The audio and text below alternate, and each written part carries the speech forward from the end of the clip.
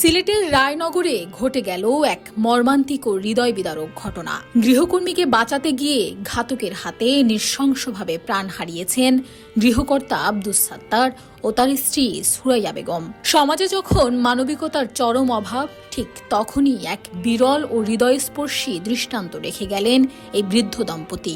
গৃহকর্মীকে অনেকে অবহেলা করলেও ৯০ বছর বয়সী আব্দুস সাত্তার ও তার স্ত্রী সুরাইয়া বেগম তাকে দেখতেন পরম মমতায় নিজের সন্তানের মতো, আর সেই স্নেহের সম্পর্ক রক্ষার্থেই নিজেদের জীবন উৎসর্গ করলেন তারা। পুলিশ জানায়, পেশায় রংমিস্ত্রি ও কসাই বাবুল মিয়া ওই বাসায় কাজ করার সূত্রে যাতায়াত থাকায় ১৮ বছর বয়সী গৃহকর্মী তাহমিনাকে অনৈতিক প্রস্তাব ও চাপ দিয়ে আসছিল। তাহমিনা তা প্রত্যাখ্যান করলে ক্ষুব্ধ হয়ে ওঠে বাবুল। ঘটনার দিন সকালে বাবুল বাসায় ঢুকে তাহমিনার ওপর ধারালো ছুরি নিয়ে হামলা চালায়। তাহমিনার আত্মচিৎকার শুনে তাকে বাঁচাতে এগিয়ে আসেন গৃহকর্ত্রী সুরাইয়া বেগম। ব্যাকট্রল, জার্মার ভাইরাসের অ্যারেস্ট ওয়ারেন্ট। হিংস্র বাবুল তখন তাকে এলোপাতাড়ি কুপিয়ে জখম করে। স্ত্রীকে বাঁচাতে এবং ঘাতককে থামাতে এগিয়ে আসেন ৯০ বছর বয়সী প্রবীণ ব্যবসায়ী আব্দুস সাত্তার, কিন্তু পাষণ্ড বাবুল কাউকেই ছাড় দেয়নি। তিনজনকে নৃশংসভাবে কুপিয়ে হত্যা করে বারান্দা দিয়ে পালিয়ে যায়।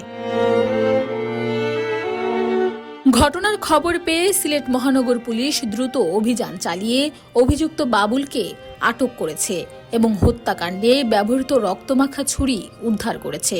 প্রতিবাদের মুখে ক্ষোভ আর লালসার এই নির্মম পরিণতি পুরো এলাকায় গভীর শোকের ছায়া ফেলে দিয়েছে। জানা গেছে, এই দম্পতির সন্তানরা যুক্তরাষ্ট্রে থাকায় প্রতিদিনের সুখ দুঃখ আর দেখাশোনার একমাত্র অবলম্বন ছিলেন তরুণী গৃহকর্মী তাহমিনা। কেবল কাজ নয়, তাদের পারস্পরিক সম্পর্কটা গড়ে উঠেছিল গভীর ভালোবাসায় ও আস্থায়। আর তাই তো নিজেদের জীবন দিয়ে তারা প্রমাণ করে গেছেন ভালোবাসা ও মানবিকতার কাছে রক্ত বা সম্পর্কের পরিচয় কত তুচ্ছ। গৃহকর্মীর জন্য তাদের এই অসীম আত্মত্যাগ ও ভালোবাসা চিরকাল বেঁচে থাকবে মানুষের হৃদয়ে। Desk report, Bangladesh bulletin.